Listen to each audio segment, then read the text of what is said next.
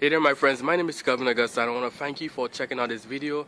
I want to also thank you for listening and for watching this chapter of the day from the scriptures. Now I pray that this message is going to be a blessing to you, to your family as well, and that you feel encouraged. But also reach out to me on Facebook. I'm going to put my links in the description below so that we can connect and also help and encourage one another. So I pray that today's message is a blessing to you. And I look forward to connecting with you even more, and may God continue to bless you. Bye for now. Nehemiah 4.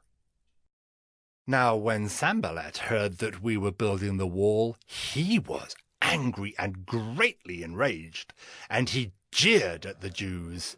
And he said in the presence of his brothers and of the army of Samaria, "What are these feeble Jews doing? Will they restore it for themselves? Will they sacrifice? Will they finish up in a day? Will they revive the stones out of the heaps of rubbish, and burn ones at that?" Tobiah the Ammonite was beside him, and he said, "Yes, what they are building. If a fox goes up on it, he will break down their stone wall." "Hear, O our God, for we are despised. Turn back their taunt on their own heads, and give them up to be plundered in a land where they are captives. Do not cover their guilt, and let not their sin be blotted out from your sight, for they have provoked you to anger in the presence of the builders."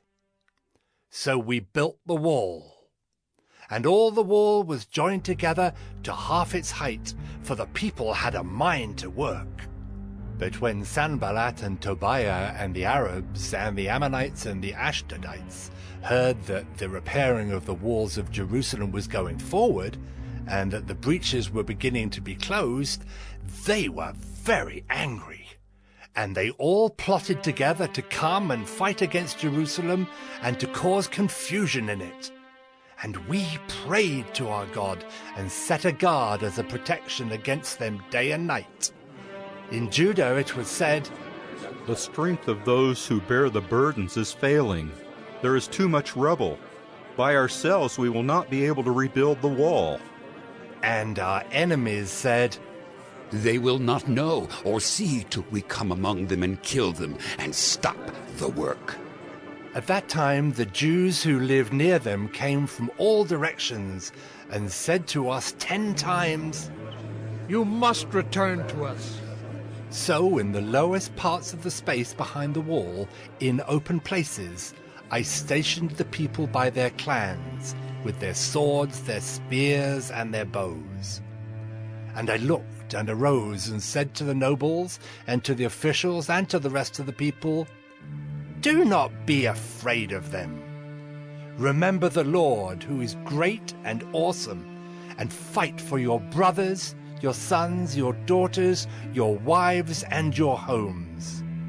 When our enemies heard that it was known to us and that God had frustrated their plan, we all returned to the wall, each to his work. From that day on, half of my servants worked on construction, and half held the spears, shields, bows, and coats of mail. And the leaders stood behind the whole house of Judah who were building on the wall.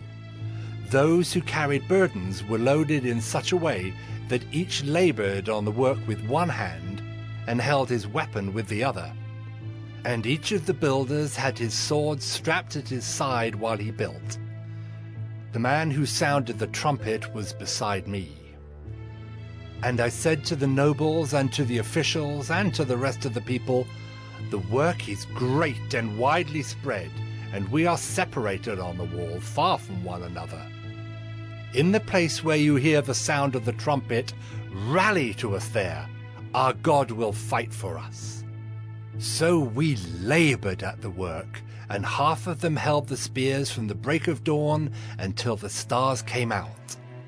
I also said to the people at that time, "Let every man and his servant pass the night within Jerusalem, that they may be a guard for us by night, and may labor by day. So neither I nor my brothers, nor my servants, nor the men of the guard who followed me, none of us took off our clothes. Each kept his weapon at his right hand.